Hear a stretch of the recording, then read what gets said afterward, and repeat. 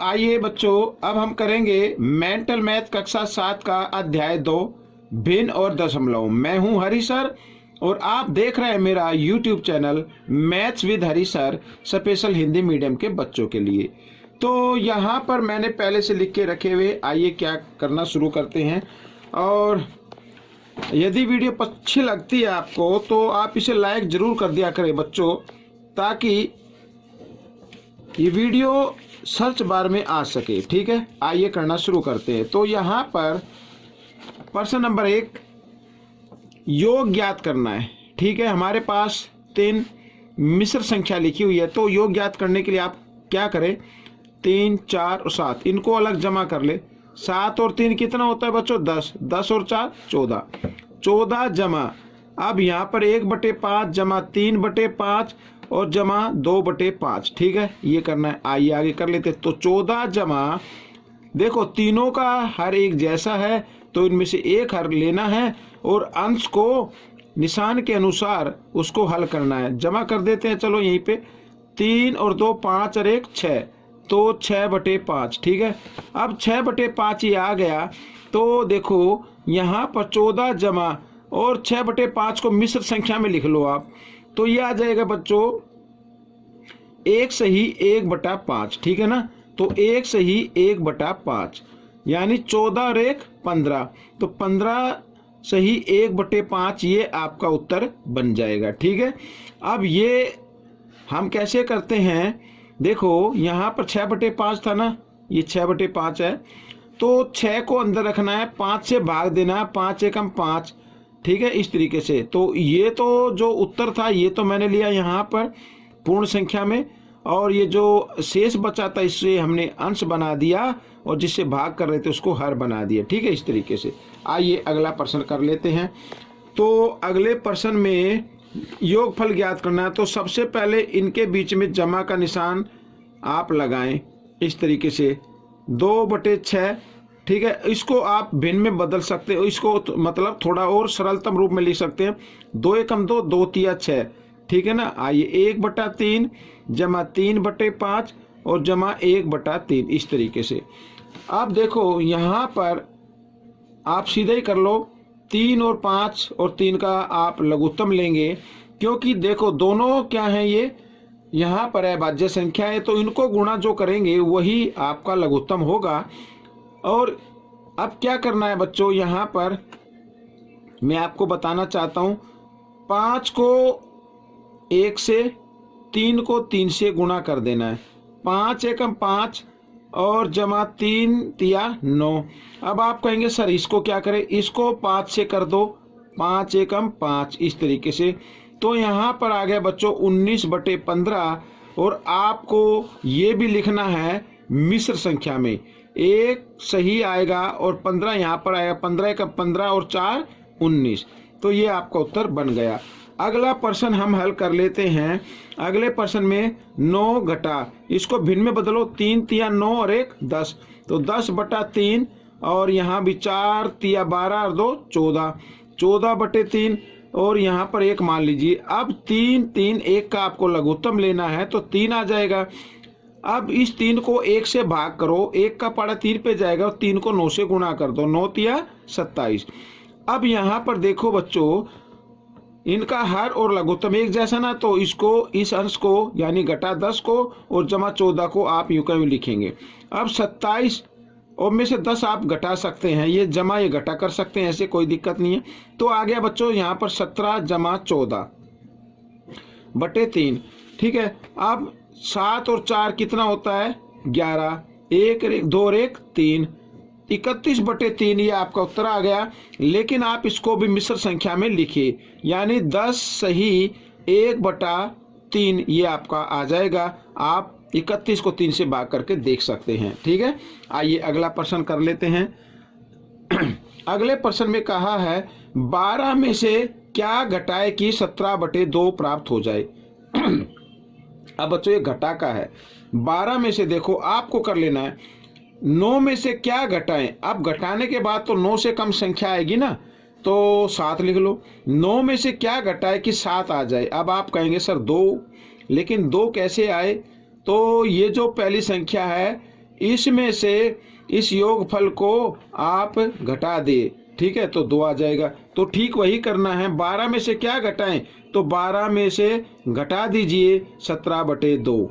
तो इसके नीचे आप 1 मान सकते हैं, 12 के नीचे 1 हर के रूप में, 2 और 1 का लघुत्तम लेंगे, 2 आ गया, और साथ ही आपको क्रॉस मल्टीप्लाई कर देना है। तो 12 दूनी 24 घटा 1 को 17 से करेंगे 17 आएगा, 24 में से 17 गए 7/2, और इसको भी आपको लिखना है मिश्र संख्या में। तो 2 तिया 6, ठीक है, इस तरीके से, और 1 7। तो ये आपका उत्तर बन गया। अगला प्रश्न देखो, यहाँ पर लिखा है 7 का के लिए गुणा का निशान लगाना है, और साथ ही इसको भिन्न संख्या में बदल देना है।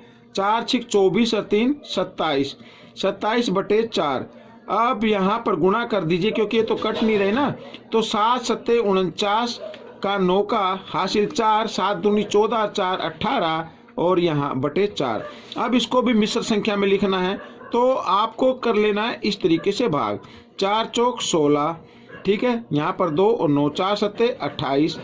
ये देखो, अब ये जो 47 उत्तर आया, इसको बनाओ आप पूर्ण संख्या, यानी 47 सही 1/4, ये आपका उत्तर बन जाएगा।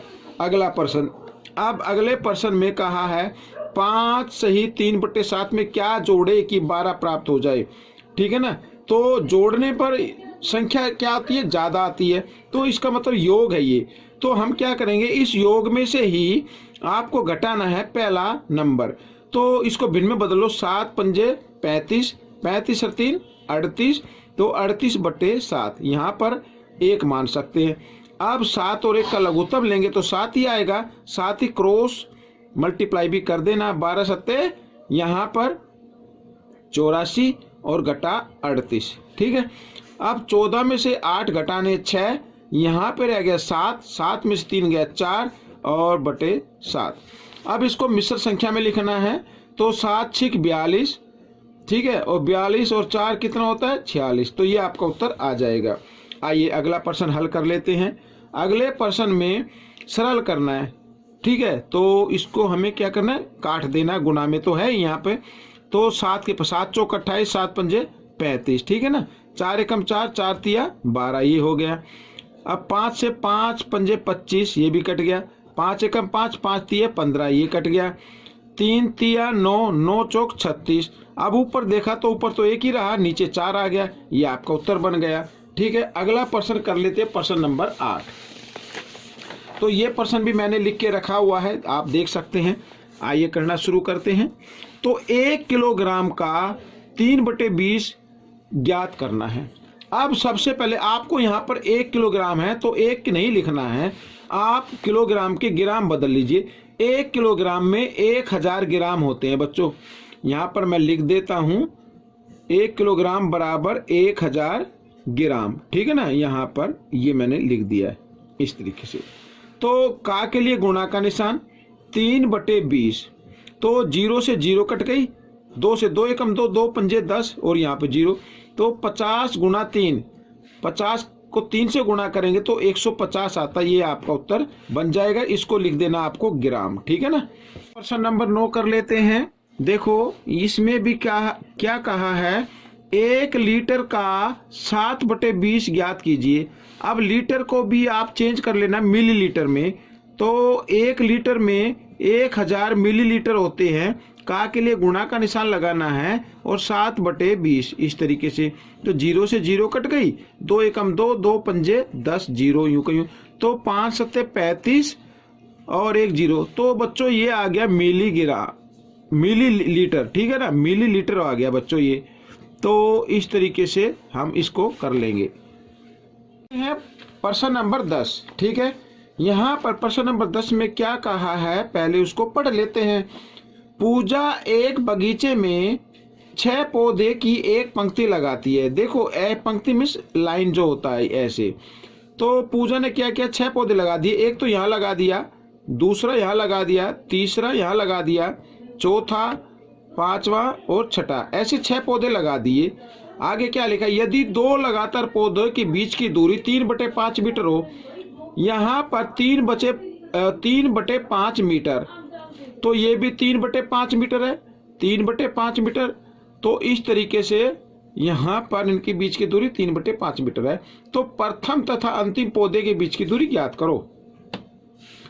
प्रथम और ये अंतिम, तो इनके बीच की दूरी, तो आप 3/5 लिखे, गुणा का निशान लगाए। कितनी बार लिखा? 1 2 3 4 5, तो 5 से गुणा कर दे, तो 5 से 5 कट गया तो आ गया 3, तो 3 मीटर है बच्चों।